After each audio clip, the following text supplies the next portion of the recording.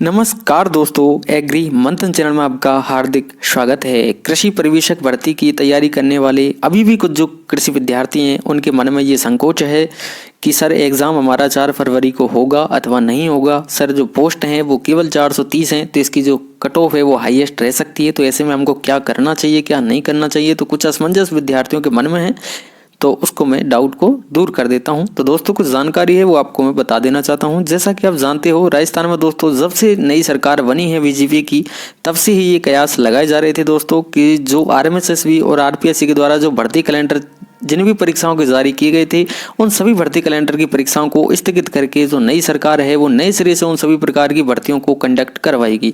लेकिन दोस्तों अभी तक ऐसा कुछ ऑफिशियल या फिर किसी प्रकार की जो सरकारी कार्यवाही है वो उन भर्ती परीक्षाओं पर नहीं की गई है। अपितु जिस दिनांक को उनका जो भर्ती कैलेंडर में जो तिथि दी गई थी उसी दिन उनको कंडक्ट करवाए जाने की जो कार्यवाही है वो निरंतर रूप से आपको जो है दिखाई दे रही है। दोस्तों इसका महत्वपूर्ण जो कारण है वो ये है, मैं आपको बता देना चाहता हूँ कि जैसा आप जानते हो कि जो वर्तमान में हमारे जो आरएमएसएसबी कार्यालय के जो अध्यक्ष हैं वो दोस्तों मेजर आलोक राज जी हैं, और इनको जो ज्वाइनिंग दी गई थी दोस्तों आरएमएसएसबी कार्यालय के अध्यक्ष के तौर पे वो इनको 16 अगस्त 2023 को दी गई थी।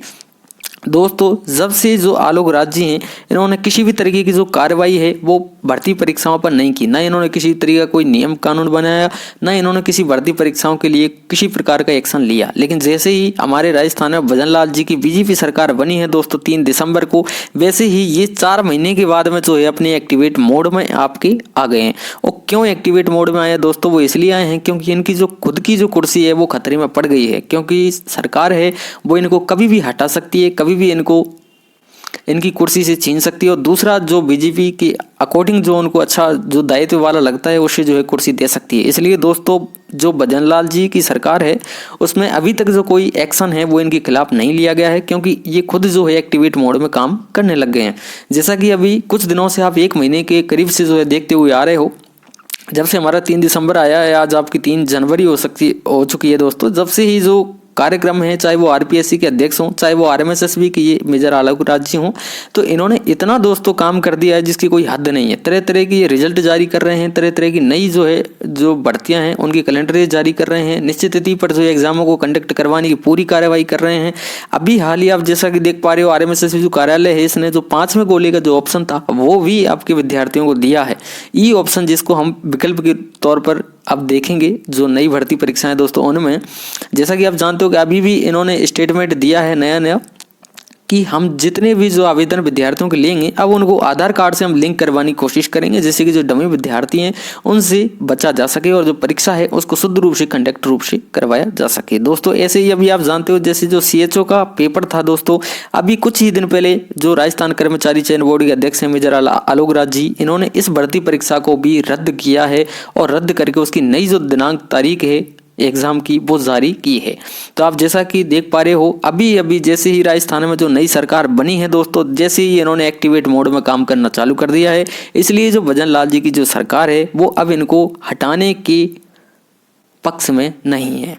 वो क्यों नहीं है दोस्तों, क्योंकि ये कहने से पहले ही खुद जो है एक्टिवेट मोड में अब काम करने लग गए हैं, और इसलिए सरकार चाहती है कि भैया आप अच्छा तरीके से आप खुद काम कर रहे हो तो हम आपको नहीं हटाएंगे, आप अच्छी तरीके से भैया काम करिए, कोई हमें समस्या नहीं है। तो जब जीरो टॉलरेंस के आधार पर दोस्तों ये खुद ही अपने एक्टिवेट मोड में काम कर रहे हैं, तो सरकार है वो उन भर्ती परीक्षाओं में बदलाव करने के पक्ष में कम है। तो इसलिए दोस्तों आप अपनी तैयारी को जारी रखिए, कंटिन्यूटी से रख दिए। आपका जो एग्जाम है वो कंडक्ट होने की संभावना या बढ़ गई हैं। जो दिनांक आपको दिया गया है तभी आपके एग्जाम होने की संभावना है। पहले तक ये संभावना ना के बराबर थी, क्योंकि ऐसा आज दिन तक हुआ नहीं है। लेकिन जो दोनों ही बोर्ड के जो अध्यक्ष हैं वो सुचारू रूप से बहुत ही अच्छा दायित्व निभा रहे हैं, और इसलिए जो सरकार है वो उनको हटाने के पक्ष में। जो आपका एग्रीकल्चर सुपरवाइजर का जो कृषि परिवेशक की जो भर्ती है उसमें दोस्तों केवल 430 पद हैं, और जो केवल जो 430 पद हैं दोस्तों उनमें जो नॉन टीएसवी के जो पद हैं वो दोस्तों केवल जनरल कैटेगरी में मेल की 101 हैं, फीमेल की 29 हैं, ओबीसी कैटेगरी में मेल के 56 और फीमेल की केवल 16 सीट हैं दोस्तों, जो कि नॉन टीएसवी सीट के जो हैं पोस्ट हैं। और जो टीएसवी पोस्ट हैं दोस्तों उसकी केवल 45 आपकी सीट हैं जो कि आरक्षित हैं। अब आप देख सकते हो कि केवल जनरल में 101 जो विद्यार्थी हैं वो मेल कैटेगरी में लिए जाएंगे। ओबीसी में केवल 56 विद्यार्थियों को केवल लिया जाएगा। तो आप दोस्तों अगर ओबीसी और जनरल कैटेगरियों को अगर अपन जोड़ देते हैं, क्योंकि अधिकांश रूप से जो आवेदन है वो इन कैटेगरियों के आते हैं, तो आपके पास बचती हैं दोस्तों केवल 157 सीट और आपकी फीमेल की बचती हैं केवल दोस्तों 45 सीट। तो आप देख सकते हो कि कितना बड़ा जो है आवेदन की जो मात्रा है, आवेदन की जो संख्या है वो बहुत बड़ी संख्या है दोस्तों।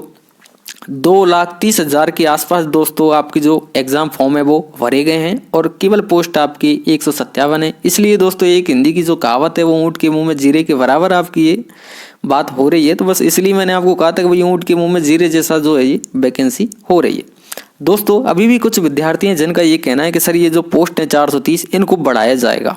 तो आपको दोस्तों एक सरकार की एक कानून से मैं आपको वाकिफ करवा देना चाहता हूं कि जब भी जो सरकार है किसी भी भर्ती परीक्षा में अगर 50% से ज़्यादा जो है पदों में वृद्धि करती है तो उसको इस भर्ती परीक्षा को दोबारा से करवाए जाना सुनिश्चित किया जाना पड़ता है।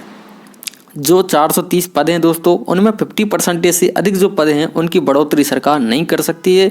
और अगर सरकार को करना है इनमें पदों में जो वृद्धि है अगर सरकार करना चाहती है तो आवेदन दोबारा से मांगे जाएंगे। तो इसलिए दोस्तों आप इस चीज़ को माइंड से निकाल दीजिए कि इस भर्ती परीक्षा में कोई 200, 500, 1000, 2000 पद बढ़ेंगे, ऐसा नहीं हो सकता। 50% से कम जो पद हैं वो सरकार बढ़ा सकती है। 430 का 50% कितना हो गया, जैसे 100, 150, 50, 80, 200 तक जो पोस्ट है वो सरकार बढ़ा सकती है, लेकिन 300, 400 इतनी जो पोस्ट है वो आपकी बढ़ने वाली नहीं है। और इसलिए जो आपका आंकड़ा है दोस्तों वो बहुत ही हाई आपका जो कट ऑफ का है वो आपको देखने को मिलेगा। जो आपकी कट ऑफ है वो आपको मैं परसेंटेज बेस पे बता देता हूँ कि कम से कम जो है 85% से ऊपर जो सिलेक्शन है दोस्तों ओबीसी और जनरल कैटेगरी का होगा। जो बच्चा जो विद्यार्थी 90+ प्रश्नों को वहाँ करके आने की गुंजाइश रखता है उसी विद्यार्थी का इस वैकेंसी में सिलेक्शन होगा, क्योंकि इसमें वैकेंसी बहुत कम है और परीक्षार्थी इस परीक्षा में बहुत बैठेंगे दोस्तों। इसमें जेड वाले भी, आईसीआर वाले भी, जेआरएफ, एसआरएफ, एमएससी, बीएससी सभी प्रकार की तैयारी करने वाले जो विद्यार्थी हैं दोस्तों वो इस वैकेंसी में बैठेंगे। वैकेंसी ज़्यादा नहीं है और इसलिए आप समझ सकते हो कि जो पोस्ट है वो कम है और इसलिए जो इसकी कट ऑफ है वो हाईएस्ट रूप से रहेगी। जो विद्यार्थी 90+ वहाँ क्वेश्चनों को अटेंड करेंगे उनकी ही कुछ जो पॉसिबिलिटी है वो बढ़ेगी दोस्तों। तो इतना जो है स्कोर करने के लिए आप समझ सकते हो कि काफ़ी हद तक जो है मेहनत करने की आवश्यकता है, काफ़ी कठिन परिश्रम करने की आवश्यकता है। दोस्तों जो विद्यार्थी केवल कृषि परिवेशक भर्ती परीक्षा की तैयारी लगातार कम से कम 1, 2, 3 साल से करते हुए आ रहे हैं, जिनको कोई 6, 7, 8 महीने जो है जिनको तैयारी करते हुए हो गए हैं, वही विद्यार्थी केवल कृषि परिवेशक बनने के योग्य हैं और वही विद्यार्थी हैं वो अपने परिश्रम से इस वैकेंसी में अपना नाम दर्ज करेंगे। बाकी और जो कोई विद्यार्थी हैं दोस्तों जिन्होंने अच्छी तरीके से जो है तैयारी नहीं की है, जो कोई 1 महीने, 2 महीने, 3 महीने जो है पढ़ करके जैसे तैसे जो काम चला रहे हैं दोस्तों, तो उनका जो सिलेक्शन है वो होने की संभावना कम होती है, क्योंकि दोस्तों पोस्ट इसमें बहुत कम है और विद्यार्थियों की आवेदन ज़्यादा है और इसमें सभी प्रकार के जो विद्यार्थी वो बैठते हैं। इसलिए आप खुद जाहिर सी बात आप समझ सकते हो कि वैकेंसी है उसमें सिलेक्शन उनका ही होने वाला है जो एक्स्ट्रा लेवल की पढ़ाई कर चुके हैं, जिन्होंने अपनी तैयारी 1 साल 2 साल तक कंटिन्यूटी में रखी है। तो इसलिए दोस्तों मेरा आपसे निवेदन है कि जिन विद्यार्थियों ने केवल 1-2 साल जो है तैयारी की है, 5, 7, 8 महीने भी अगर कठिन तरीके से तैयारी की है, तो वही विद्यार्थी हैं जो इसमें लगे रहें और वही विद्यार्थी हैं जो इस परीक्षा में सफल होंगे। बाकी कोई और जो विद्यार्थी हैं तो उनके भी अभी कुछ डाउटेशन है, उनको भी मैं आपको बता देता हूं कि उनके साथ क्या जो है अभी प्रॉब्लम्स आ रही हैं। दोस्तों कुछ विद्यार्थी हैं जो अभी 12th में हैं, कुछ विद्यार्थी जेड की, तो कुछ विद्यार्थी पीजी की, तो कुछ विद्यार्थी आईसीआर और वीएचयू की तैयारी में पहले से जो है अपने लक्ष्य में लगे हुए थे कि हमको कॉलेज लेना है, हमको यूनिवर्सिटी लेनी है और हमको एडमिशन लेना है। लेकिन जैसे ही सुपरवाइजर की भर्ती का एग्जाम आ रहा है दोस्तों, वो अपनी इन तैयारियों को जो है छोड़ करके एग्रीकल्चर सुपरवाइजर के लिए आगे बढ़ रहे हैं, जो कि उनके लिए कटास्त का काम करेगा। दोस्तों आपको इस तरीके का जो काम है वो बिल्कुल नहीं करना चाहिए, क्योंकि मैं आपको यही बता रहा हूँ कि भाई अगर आपकी तैयारी कोई 2, 4, 3 महीने की है और अगर आप 90+ क्वेश्चन अटेंड नहीं कर सकते हो, आपकी जो मेहनत है वो कंटेस्ट नहीं है, तो आपको यहाँ अपनी किस्मत आजमाने की कोई आवश्यकता नहीं है। आप अपने टारगेट को फिक्स करिए। आप 12th में हो तो आप 12th की पढ़ाई करो, आप जेड में हो तो आप जेड की प्रिपरेशन करो, कॉलेज लो, यूनिवर्सिटी लो, अच्छे स्कोर करके आपके लिए भविष्य बहुत आगे है। आप पीजी की तैयारी कर रहे हो तो आप अपना मास्टर ऑफ साइंस करिए, एमएससी करिए, पीएचडी करिए, आईसीआर में आप सिलेक्शन लीजिए, आपकी स्कॉलरशिप आपकी इतनी आ जाएगी दोस्तों। आपको जो है भ्रमित होने की कोई आवश्यकता नहीं है। अगर आप इन सब चीज़ों की तैयारी में लगे हुए हैं तो आप अपनी तैयारी को कंटिन्यू रखिए। आप सुपरवाइजर के चक्कर में अपनी वो जो पढ़ाई है उसको आप डिस्टर्ब बिल्कुल भी मत करिए, क्योंकि सुपरवाइजर की पोस्ट बहुत कम है दोस्तों, और ये वैकेंसी दोबारा भी आएगी और आपके लिए बहुत सारे जो ऑप्शंस हैं वो खुले हुए हैं। अगर आप डिग्री करते हैं, ग्रेजुएशन करते हैं, पोस्ट ग्रेजुएशन करते हैं दोस्तों, तो आपके लिए बहुत भरमार तरीके की जो नौकरियां हैं वो आपको देखने को मिलेंगी। अभी आप छोटे स्तर पर होते हो दोस्तों, इसलिए आपको जानकारियां नहीं होती हैं। जैसे जैसे आप आगे बढ़ते हो आपको जानकारियां, आपकी इंफॉर्मेशन इंक्रीज होती रहती है। जैसा कि आप जानते हो, आप बीएससी, एमएससी, पीएचडी करने के बाद दोस्तों AO, AO, कोई साइंटिस्ट बन सकता है, कोई एग्रीकल्चर फील्ड ऑफिसर, जो हर साल जो है बैंकों में पोस्ट आती है दोस्तों एग्रीकल्चर के विद्यार्थियों के लिए। सब्जेक्ट मैटर स्पेशलिस्ट दोस्तों, जो हमारे कृषि विज्ञान केंद्र होते हैं उनमें सब्जेक्ट मैटर स्पेशलिस्ट बनाए जाते हैं। अगर आप एमएससी करते हैं किसी सब्जेक्ट विशेष से तो आपको वो बनाया जा सकता है। आप कोई असिस्टेंट प्रोफेसर बन सकते हो दोस्तों। आप अगर कॉलेज में लग जाते हो असिस्टेंट प्रोफेसर बनने के लिए तो आपको 1.5-2 लाख रुपए की सैलरी मिलती है। कहाँ तो आप सुपरवाइजर बनोगे 10-15 हज़ार रुपए के आदमी हो, कहाँ आप असिस्टेंट प्रोफेसर बन सकते हो। तो आप अपनी सोच को, अपनी उम्मीदों को आप आगे बढ़ाइए, अपने रास्ते में आप आगे चलिए, ना कि आप केवल छोटे स्तर की सोच रखें। अपने छोटे जो संकोची सोच है वो ना रखें।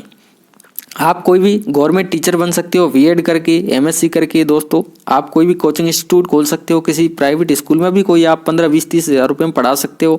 कोई प्राइवेट जॉब है, आप वो करके एमडी बन सकते हो। तो ऐसी कोई बात नहीं कि आपके लिए केवल एक ही लक्ष्य केवल सुपरवाइजर हो, ऐसी कोई उम्मीद आप मत रखिए। अगर आपने तैयारी कंटेस्ट तरीके से, आपने केवल कृषि परिवेशक के लिए तैयारी की है और 1-2 साल तक आपकी कठिन मेहनत है, तो हम आपको रोकेंगे नहीं। आप केवल कृषि परिवेशक पर ही अपना फोकस है वो पूरा रखिए।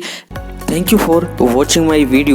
मिलते हैं दोस्तों अन्य किसी वीडियो के साथ। जब तक के लिए जय श्री राधे, जय श्री कृष्णा, धन्यवाद।